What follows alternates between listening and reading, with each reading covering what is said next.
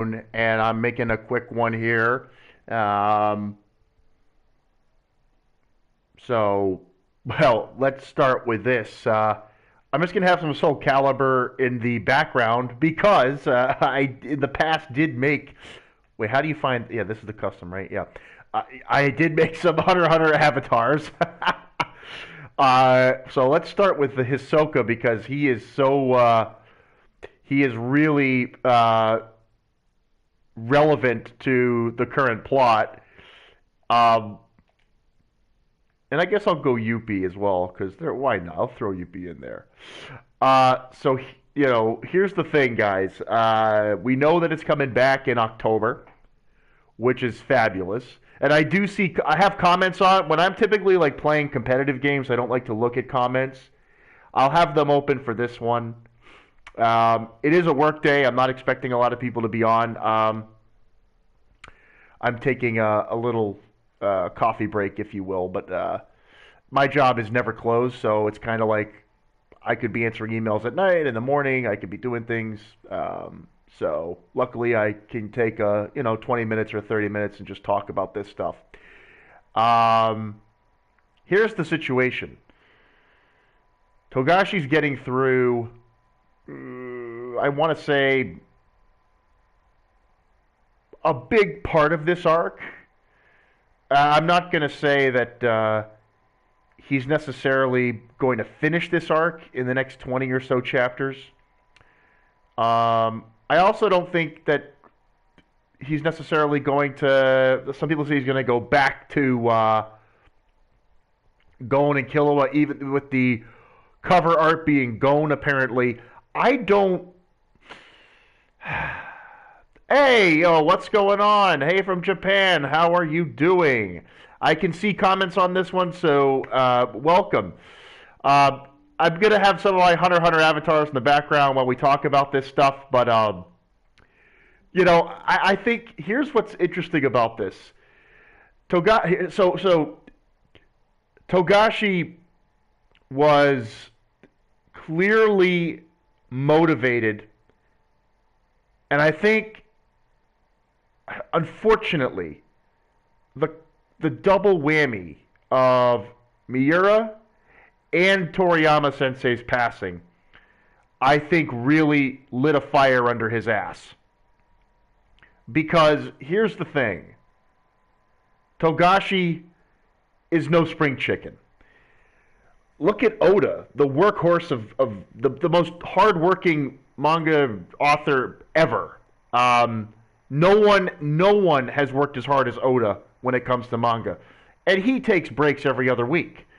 So his work rate has decreased. And Togashi and Oda are, I believe, similar ages. They're in their late 50s or early 60s. I think late 50s. And so the thing is that you have to understand that they aren't what they once were. They don't have necessarily the same capacities that they did in their prime. And so I'm looking at this and I'm going, he understands his time is precious. So this is the most he's done in a consistent stretch of time. So there's a high likelihood that the arc will have a very large progression. We're going to get through a lot of this arc, I think, in the next release. The Phantom Troop flashback to me, first of all, it halted a lot of our progress that had been built up to that point. But to me, it's like, well, he has two options. He can give up and quit, or he can really get somewhere with the limited time and energy he has. And so I think we are going to get quite a lot of development here around the Kakin succession battle, and also with respect to kind of maybe framing the Dark Continent or getting a little more insight into Jing slash Pariston slash beyond, so that whole sort of thing. I think we are due for a little more insight from that side of the story. So we might get, and I think we could get more exposition, not just current plot. Like with the Phantom Troop stuff, I think we're going to get exposition into the Dark Continent, the whole motivation between Periston and Jing, and why they're trying to go there. Now, will we see Gon and Killua? I don't think so. I don't think we're going to see Gon and Killua. I think it's alluded to in the cover art, but I don't think they have a place in the story right now. The time that we see Gon come back in the story, in my opinion, is when Jing is truly in the plot, and when, if ever, Gyro gets brought into the fold, which we all understand. So, the current batch, I think we're going to get another Prince death. Maybe Tyson, who I've been theorizing. A crazy death would actually be Tubeppa. Because if we have Kurapika, can you imagine if Tubeppa died while Kurapika was siding with her? That would be crazy. But that's the whole point. We might get a whole saga where Tubeppa and Kurapika, form an alliance, but then Tubeppa's the next one to go, and it would be a shockwave through the whole succession war. So I would be very intrigued if that were to happen. But my candidate's Tyson. I know you say, well, Izanavi. It's like, well, Izanavi's a cool guy, but what has Izanavi really done? I mean, in fact, Izanavi is one of my candidates to die in this arc. Izanavi and Melody, I do not think are safe at all in this arc. I think there is a chance that either one of them is killed. I don't think Biscuit's going to die. I think she's too popular and she's too much fun to Togashi. I don't know. That would be, Biscuit would be a terrible loss. That would be, narratively speaking, a very impactful death. So I don't know about that. I think Melody, Izanavi, of course the princes. I'm not trying to count them in this. I'm talking more about the vintage characters, the legacy characters. I think Melody and Izanavi are my two highest chances. Basho. But to me, again, Basho has that fun factor. I don't know if Basho necessarily has the narrative weight or plot relevance that would, really impact Kurapika to the extent where he's going to go ballistic. I'm trying to get to the point where we need a Kurapika to snap moment. Just like Gon. So if that happens, Melody or Izanavi would be the top choice.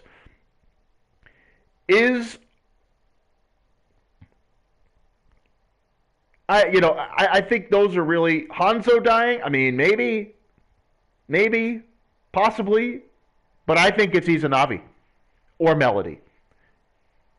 So if Tyson goes and Izanavi gets compromised, even though Izanavi's an Ed Master, we understand that. We have seen that this succession war, the setting and the abilities, they really have their own rules and expectations.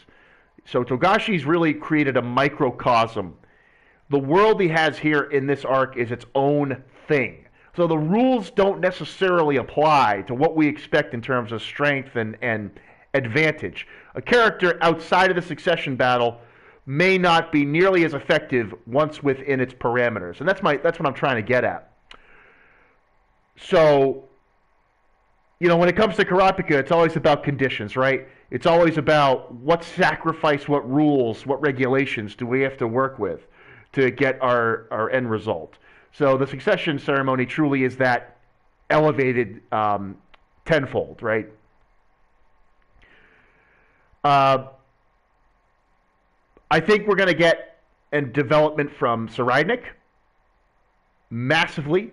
I think we're going to get a major development. His progression in Nen, if we even get a small time skip, 1-2 weeks, forget it. This guy's going to have, geez, will he develop another Hatsu within that time? It's absolutely possible. Once he learns what Hatsu really is, because his current ability, we've got to remember, was subconscious. His current ability was subconsciously created. So remember this. His ability was subconsciously constructed. The parallel universe.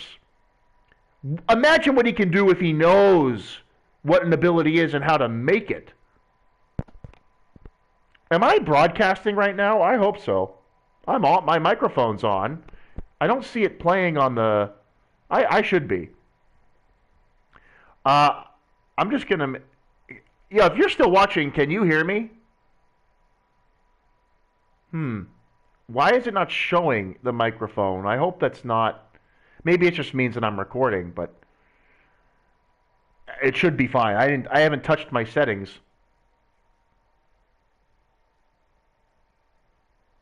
Let me make sure. I'm going to make sure. Oh, I don't know how. Wait.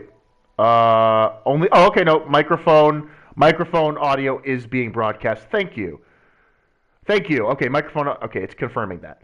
So,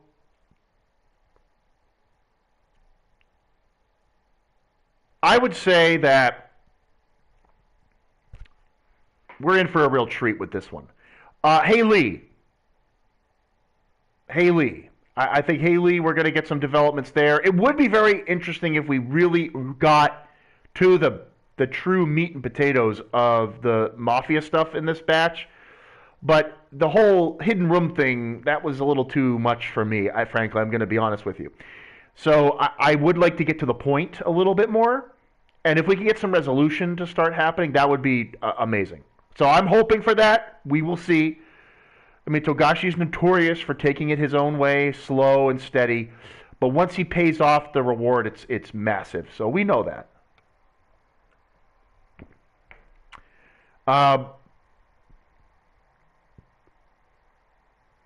I'm thinking about as well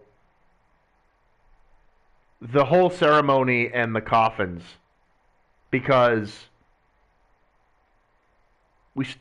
people are still theorizing that the final coffin is for the current king, Nasubi. I think that's very likely.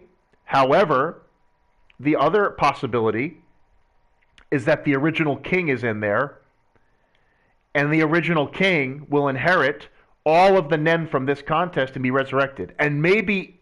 So here's my theory. Nasubi has completely changed the rules. He's repurposed the succession war. Like we're getting things that before. First of all, I think it's the first time it's not being held in Kakin, right? So let's start with that fact. And then number two is that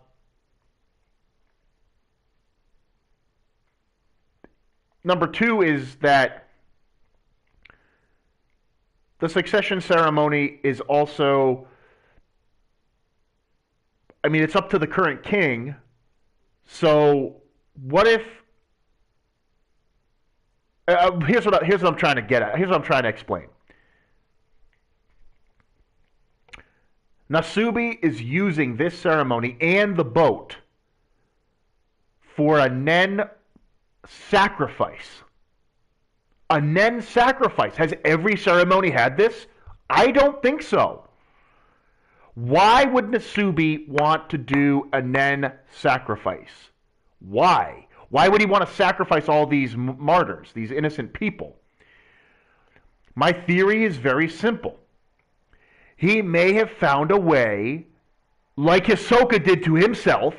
Imagine if you brought someone back to life by using the Nen of hundreds of thousands of people, plus the Nen that is unlocked during the ceremony.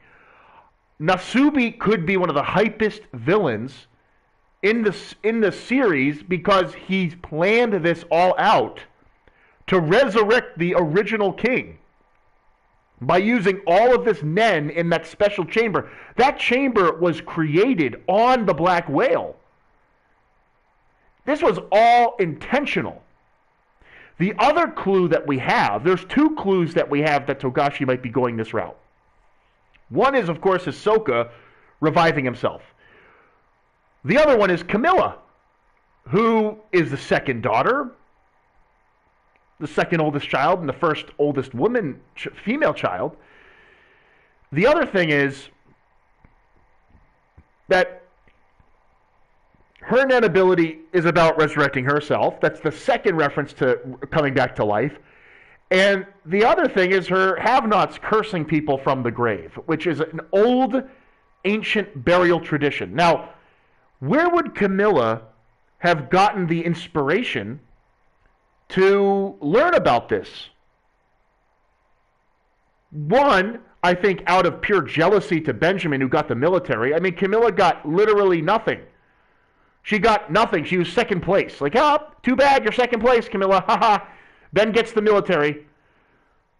So, feeling inferior, feeling lesser than, she may have said, all right, I'm going to do something drastic. I'm going to use the most rejected, hated people to get back at my father and the royal family. Screw you guys. And so maybe that was out of jealousy or a desire for power or just to stick it to the establishment. Frankly, Camilla is probably the most anti-traditionalist because she's using such a taboo, a group of people that are so hated by Kakin royalty. The have-nots literally have nothing. And yet Camilla has weaponized this oppressed group to curse the family. And that is a dynamic that's why I put Camilla in some of my favorite characters from this arc, because what she's done to get her power is completely anti-establishment. And that, when you have a character that does that, it's very intriguing as to why. But this also then links to the theme of coming back to life, which Togashi has clearly set up since Hisoka. Well, frankly, Pito kind of hinted to it, and then he really went in on Hisoka. And now we've been seeing it in a bunch of places. How about the mobster who cleans up bodies with her ghost? I mean, that's an after-death kind of thing where she's serving the living, right? So it could be that Camilla is a clue that coming back to life is the big theme, but it could also be that she was inspired because Nasubi has planned for the resurrection of the original king this whole time, and this whole idea inspired her to research how to use the dead as a weapon. So I think, again, the whole theory that it's the original king and that all of the Nen is going to be combined into him, and that the original king will come back. Will the original king work with the winner of the ceremony? Will the original king just absorb the winner? It's unclear. Now, it would be kind of funny if Togashi set it up where the winner gets nothing. So even if Tsuraynik were to theoretically, quote-unquote, win this, which, no way, they're not killing Warble for nothing, right? There's no way. Even that, I don't think, no. But if that were to happen in the craziest situation, what if the original king does get revived and just eats Tsuraynik for breakfast? You know, what if that's what actually happens? It's completely a Togashi move. It could easily happen.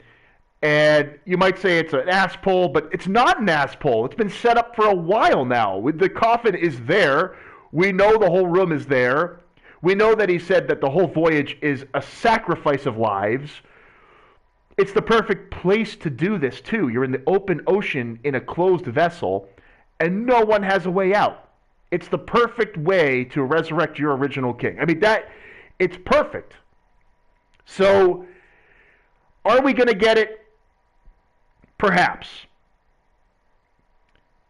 So again, I would say that and go, look, likelihood is I'd say 50-50 that it's a resurrection ability, that the original king is coming back, or somebody is getting that Nen and becoming a Meruem level threat. Remember, Meruem was conceived from thousands of life forms as well as some humans.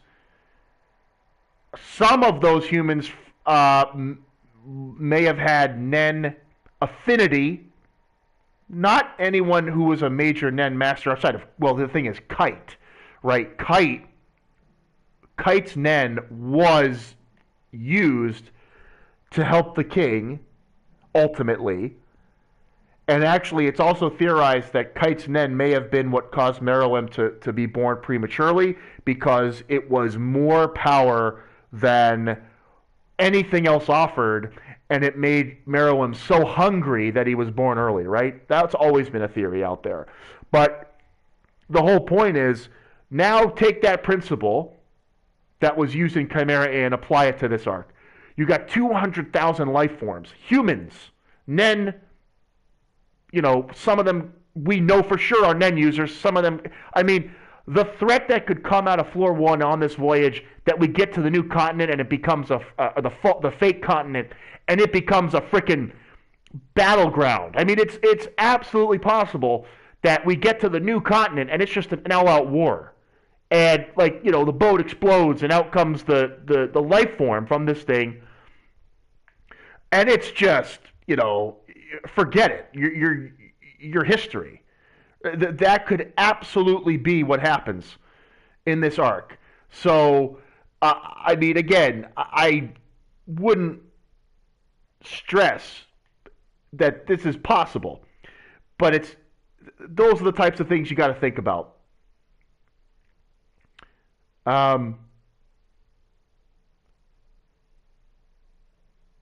Now, in addition to that,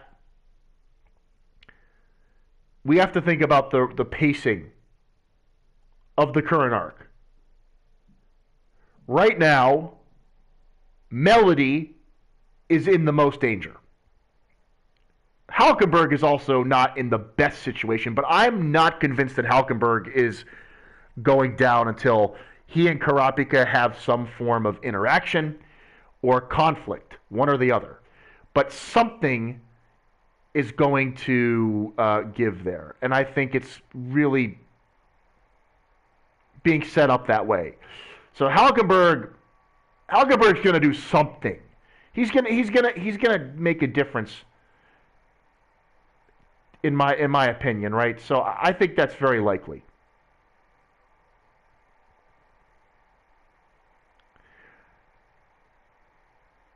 What are we gonna focus on in the next 20 or so chapters? Let's go through it in order.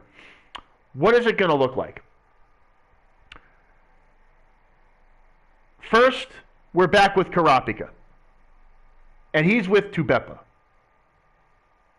Now, here's where I think things could start going. If we're really on Floor 1 and focusing on it, let's start with Karapika. We know that our best friend, the best character in Hunter x Hunter history, Rihan, is there. Rihan is there. Rihan is watching. And Rihan has Predator.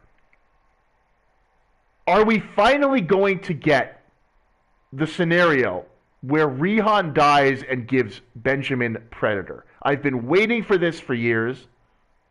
I think it's possible that Rihan either sacrifices himself or is forced to defend himself, or it's just put into an awful situation, but that he's going to go. The GOAT, the best character ever, Rihan, is going to die. And when he does, that ability goes to Benjamin, and that makes him extremely dangerous. Then he'll watch with Secret Window and start plotting, his targets and being able to watch them from a distance and come up with a predator to kill them. That's the scariest thing Benjamin could possibly do. That would make him threat number one, actually, when you think about it. He can literally just say, hey, oh, look, it's this prince or that prince, and I'm just going to watch them now without them knowing. Oh, I'm going to make a predator now. I've studied their moves and their habits, and he's going to send us a predator snake, and the snake's going to slither on over, and the snake is going to go kill. You know what I mean? It's like he can do it. He can do that with that combination. So I think that that's very likely. We also need to figure out, is Togashi ever going to revisit Silent Majority? It's possible that we finally revisit that here. The odds are decent that we're going to get something with that. So I would expect to watch out for Silent Majority and maybe just finally get a resolution there. It just literally happened and stopped. Like now, like it's just, it is what it is. We also need to see Halkenberg. So from Karapika's angle to Halkenberg, Halkenberg is going to be in the judicial wing and a little bit isolated, which makes him more vulnerable than typical. Will he get through the experience without Benjamin's involvement? Again, if you want to raise the stakes, you could give Benjamin Predator now, the secret window combo, and then you start having him try to pick apart Halkenberg. That is a very satisfying way to do it. We'll see if Togashi had thought of this way, because that'll A, raise the stakes, B, it'll make Halkenberg more vulnerable, which then raises the empathy that we have for the character. And then ultimately, if Halkenberg can overcome that challenge, it makes him much more capable and dangerous. So now we have Benjamin and Halkenberg really tussling it out, and that would be an excellent use of our time right now to have the number one child versus the absolutely determined, basically now cold and heartless Halkenberg. I mean, he's just saying, I got to get this done. I got to get this done at all costs. So for me, that's really, are we going to finally get Halkenberg and Benjamin's kind of face off? Now, with all that going on, we got Fugetsu. I'm going to jump to Fugetsu now. I know I'm trying to pick at the narrative parts that matter most here. So hopefully you can follow along. But now Fugetsu. Fugetsu has clearly been cursed with something.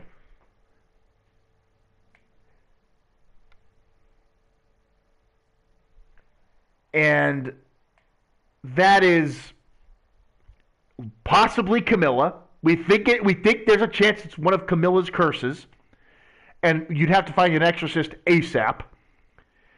Number two is, it's not Camilla. It's an ability we haven't seen yet.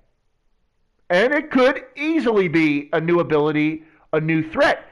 For goodness sakes, Togashi's been introducing new characters and abilities left and right. There's no saying what it necessarily could be. But the description and the side effects, they seem to correlate nicely with hey, yo, Hart, what's up? What's up? I know you. Welcome back. Oh man, I'm telling you, I am so ready for this. I'd also say that, so back to the ability in Fugetsu. Fugetsu's probably the most vulnerable character right now. Melody is there. I'll get to Melody in a moment, but Fugetsu. Is it a Camilla curse?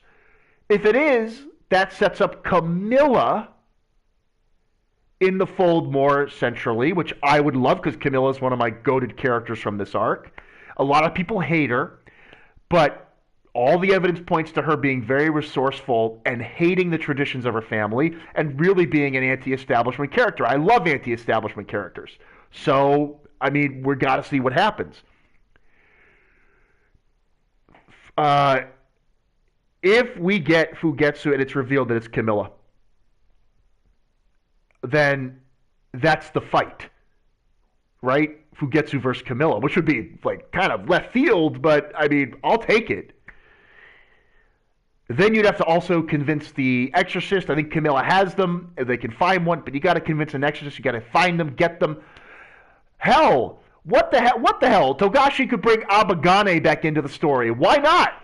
I mean, what if the association said, "Hey, this is like the best exorcist in the world," and Abagane shows up? That would be hype as hell. Can you imagine? And he showed Abagane on the Nen chart. What if Abagane gets brought back into the fold? Now we got a real extra player to help with the story. So exorcism and bringing that back in. I'm reading this, Hart. So not Camilla. The reason being that for those abilities to take maximum effect, yes, Hart, I agree with you. However, we did not see where or how Fugetsu was interacting with other members of the personal guard.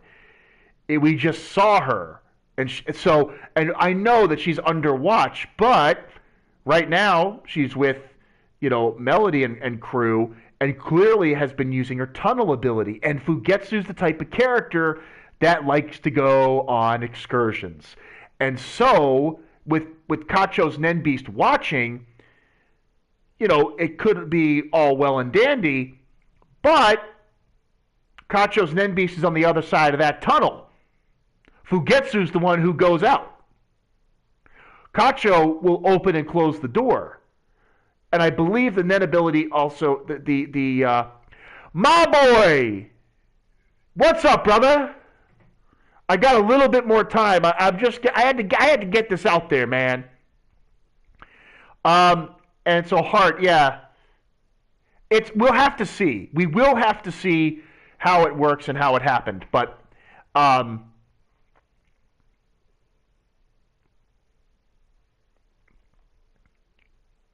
we're not ready for Halkenberg assassination subplot.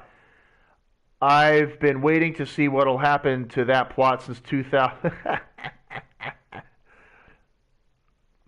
Well, so Rydnick, I said it earlier, I think he's going to develop a intentional Hatsu, not just a subconscious ability. He's going to learn that you can create abilities through your willpower. And that is the scariest thing, because his current ability was just subconsciously made, right?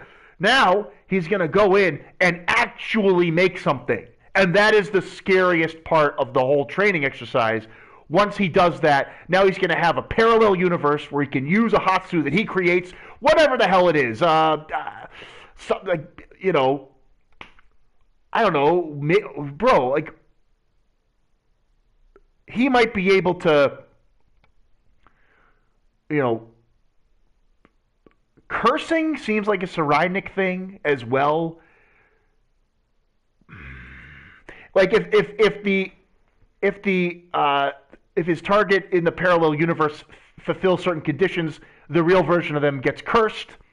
So Rydnick doesn't have to do anything else. He just has to predict what they'll do, and then if they do it, they'll get cursed in the real world. Something berserk like that, something crazy. Still tied to Zetsu, but a new ability that he can use in the parallel universe. That would be unbelievably crazy, right?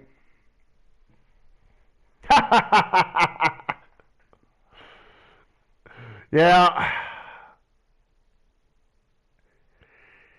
He absolutely does. Now, and again, the final fight, of course, Emperor Time with an emotional burst from Kurapika might be the strongest character we've ever seen in Hunter x Hunter, outside of course, Meruem and all those guys. But I would say that if Kurapika gets the right type of burst,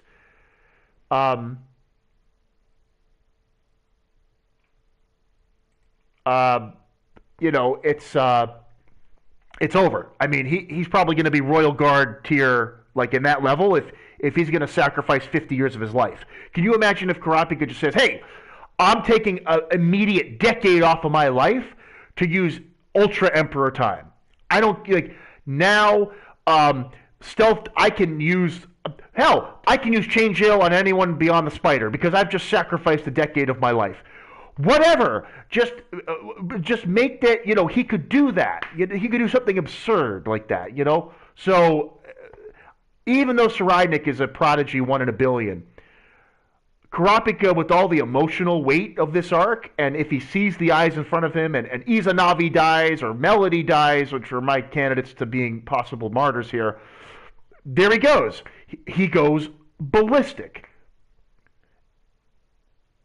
That's true, bro. But here's the thing. Nen rules can be rewritten.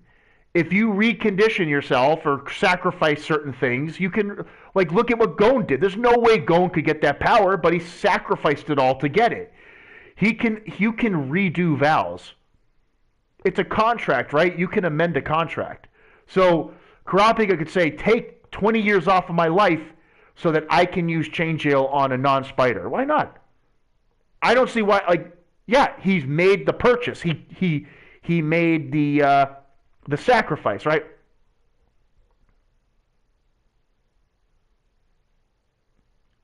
Absolutely, Hart. I believe so. Now, if you also look at it, we just got the spider flashback. Now we have more empathy towards them and their involvement. If any one of them goes, we're going to feel it more, right? Togashi's built up more empathy. We care more about Crollo. We care more about Machi. We care more about these characters. He wrote that backstory so that we would be more invested as readers, right? Now we have that. We have the Floor 1 developments, and we got Hisoka. This might be the best stretch of manga we've seen in decades. And I'm just warning everybody, it could be the best stretch of manga in decades. Put your favorite series down. Hell, this might be up near. I'm not gonna make too many crazy promises. This might have payoff close to the top of Antark. I'm just saying, right? It might be. I'm not even using a. Hang on, I forgot to show gameplay. I was so into the discussion, I forgot what I was doing. So, you know what? I'm going to show my created character. This is an OC I made years ago, like when I was a kid, when Soul Calibur first let you make characters. Bro, we'll use Makoto, I guess, because people want her in Street Fighter 6, and we're never going to get her. I'm sorry. We're never getting Makoto. She's just going to be a faint memory. Sorry. But, like, seriously, man, this could be the best thing we've had. Now, Art, the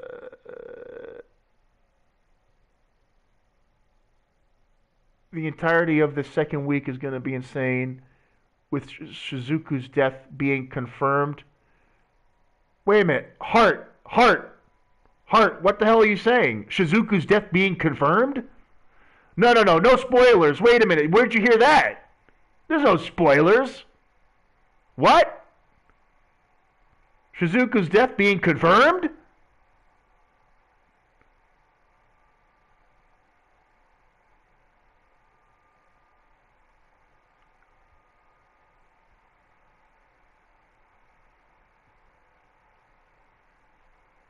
There's no spoilers, though. Like, where'd you hear that?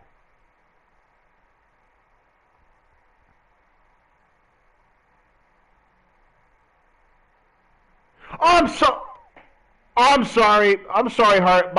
My brain was thinking like we got something spoiled. I'm so sorry. Shizuku and the spider. Yeah, the fortunes. Well, okay, so yes. Now, what's funny is Machi got the empathy gene, like, and Nobunaga now has more power. So for me, it's like Nobunaga and Machi, and I'd say Finks as well. Actually, now that we saw more of him, I would actually argue Phaeton too. You could argue, but I think those three in particular have a little more empathy going their way. And I would argue that any one of those deaths would be just ridiculous. If Togashi just wants to get rid of Shizuku because, hey, people have said Bungie Gub will beat her, so be it.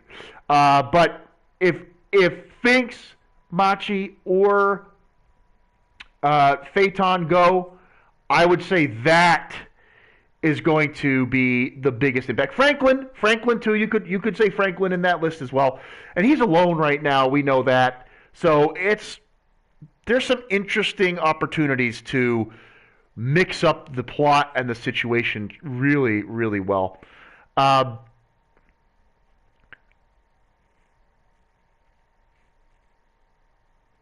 Death and fortunes and I think it's all coming to.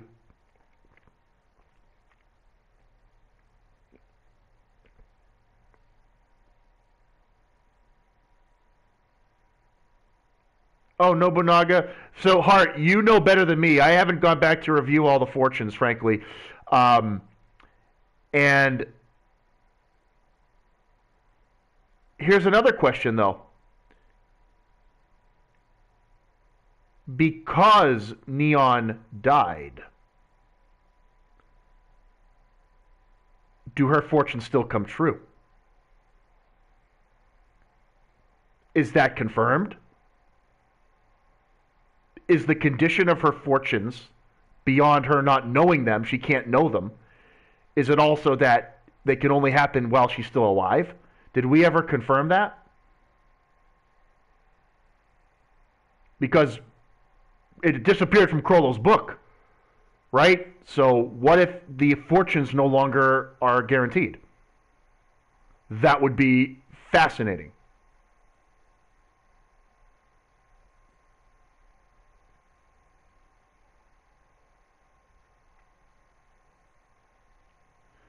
I don't know. I'm very intrigued by that one.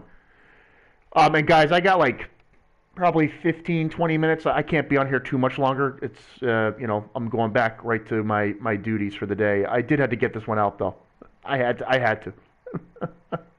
I had to talk about this.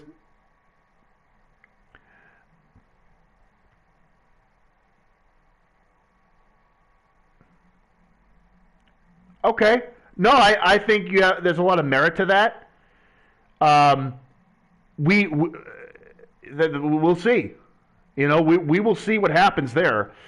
Uh, so,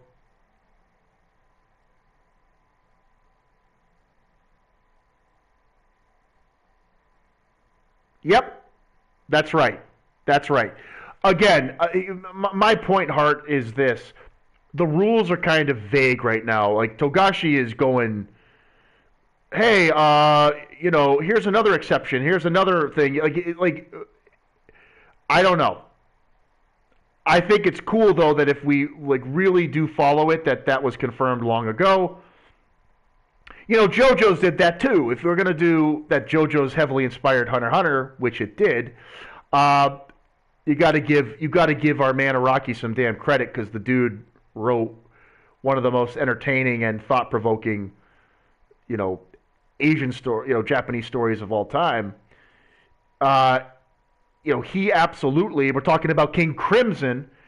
We talk about Fate, The Rock. That was, before the arc even started, that their fates were sealed.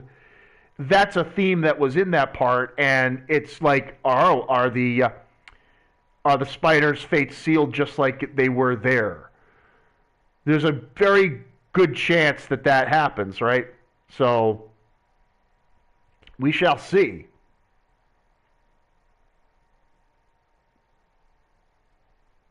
We shall see.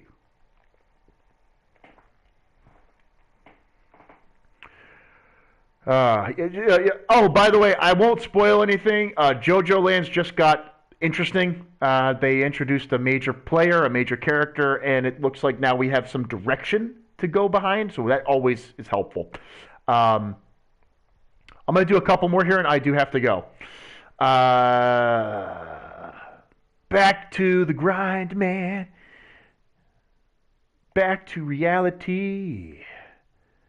We will do what? Are you the correct one? I think so. And then we'll go back to Hisoka.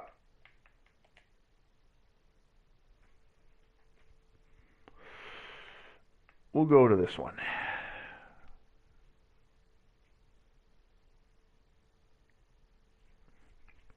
Yeah, they are a lot of themes of fate and trying to overcome fate. Absolutely. Yeah, bro, the villain got revealed, but there's a couple of dynamics where there's other bad people involved, and it's kind of like we know the theme is all about land having value, and there's also about cursed land. So those are two things that have existed in the current part. So very interesting.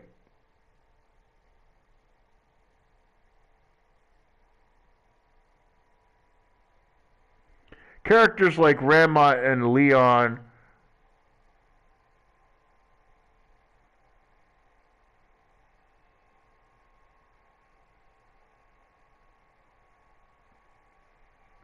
Leon.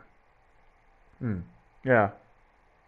So it's yeah. I think it's interesting.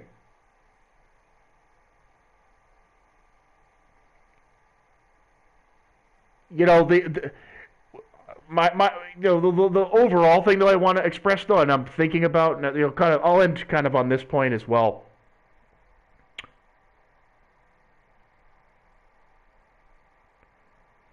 Oh, dude, yeah, the mob is all about information and knowledge, right? That's huge for them. I would say that the issue is you have floor one being so dense and heavy and concentrated,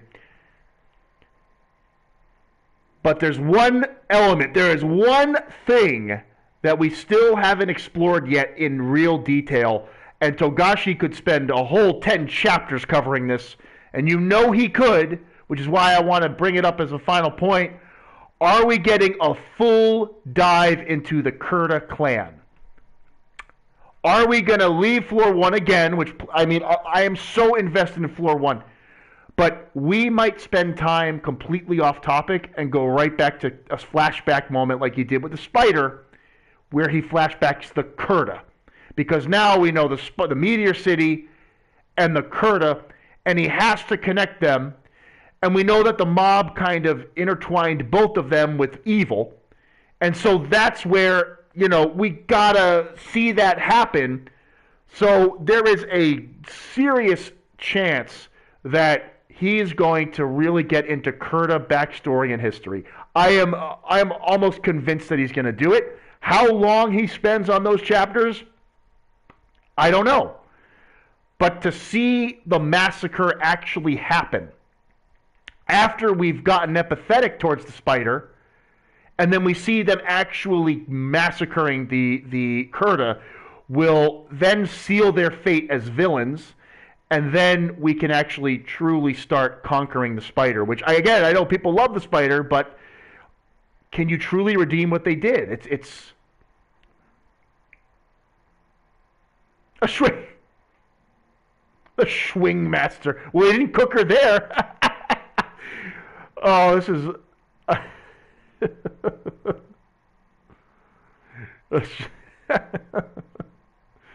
I made these characters years ago. Oh my god, dude, freaking Soul Calibur, man.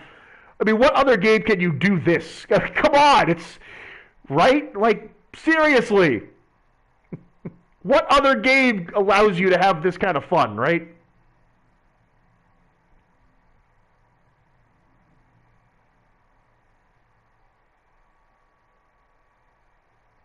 Oh god, Ahsoka went post revival there. Yep, brother. Uh, I'll keep you posted, man. It's tough, man. It's tough.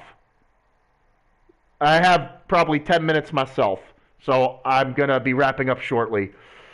But, bro, let me tell you, this is a great. We'll be back. Um, Quick update from my side. I was having issues with my stream lately with putting up gameplay videos. Now, I don't think from my PC. I don't. Oh well. Let's put it this way. I hope it's not going to affect just doing a webcam / screen recording. Something is wrong. I redid my internet and everything, and it's like my stream connection is not sufficient. There's some problem uploading to YouTube. I changed my bit rates a little bit. I will, before we get to October, we'll see what happens. I might just do a couple test streams with the webcam and screen recording to make sure that they work, and then see how the upload looks after the fact. But it's strange. Yo, my brother, yeah, we can see that too. That sounds good, brother.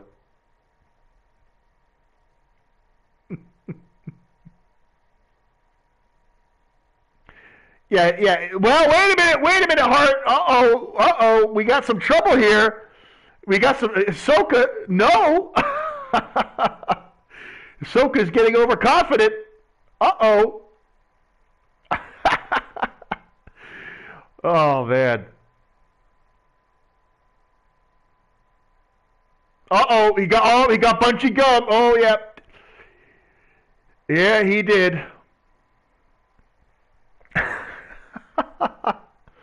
It's also really funny because Ahsoka uses the character Ivy, who is like the dominatrix of this game. This is not good. Ahsoka, are you gonna let one of Street Fighter's prized mascots beat you? No, I don't think. Ahsoka, what are you doing, Ahsoka? No, Ahsoka. I don't think so. I think I hear trumpets, bro, not guitars. I think I'm hearing Sakura's music right now. I'm sorry, man. That's not. I hear piano playing. Oh man. Uh oh.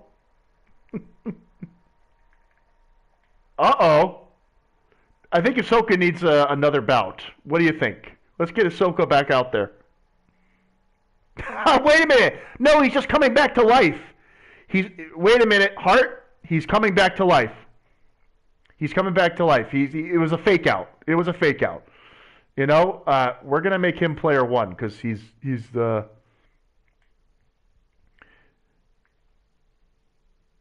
Should he? I'll have him take on the major. I actually, in terms of just a little clarification here, I was really pleased how the major looks in this. Like, I tried to do a 1-to-1 of her Netflix appearance in that CGI series. I know people thought it was okay. Like, I thought it was a pretty good series. There were moments that were really cool, and some that were a little, like that pink-haired girl's so annoying. Like, oh my god. Whatever the hell her name is, like, no, oh my god, terrible. But everything else, like, was pretty solid. But this is like, I felt like I really nailed.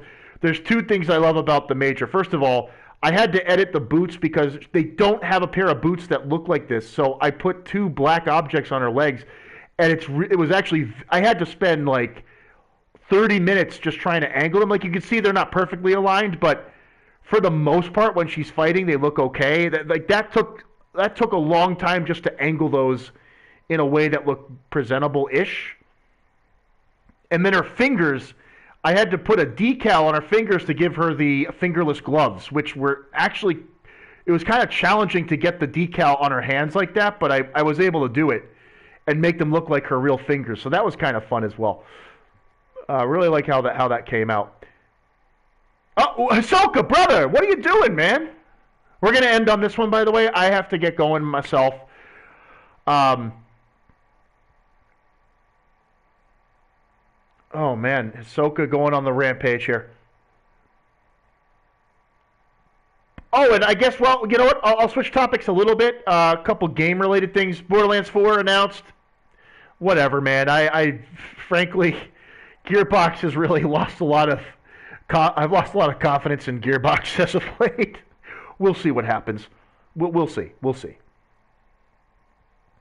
I mean, watch it be a battle royale game with microtransactions. I'll laugh. I will just like Fortnite in space. Watch them do it. Watch. Borderlands Fortnite. You like.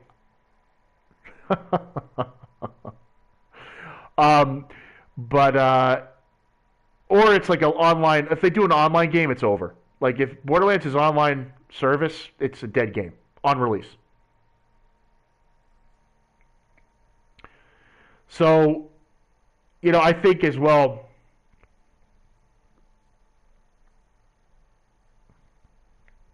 Well, wait a minute, Hart. Wait a minute. Wait a minute, Hart. You're forgetting a big one.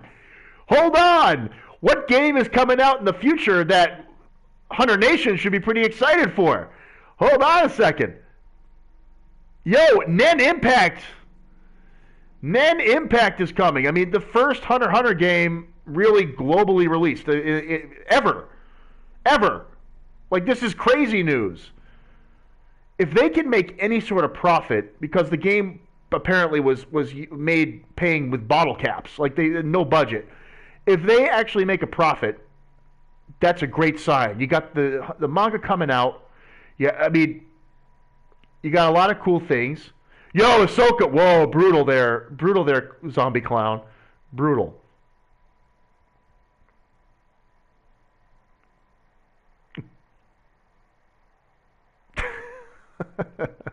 I actually, it's funny. Like Ahsoka has that new getup. I don't know. Maybe I could try to make the newer look. I have to say though, like classic Ahsoka, you can't go wrong with classic Ahsoka. And you also have limited options in this game. You can't just make whatever you want. I think what happened here looks pretty good. I like how this looks overall. Like you can't really make his like torso as thin as it is in the anime. Oh, Heart, yeah, I guess you're right.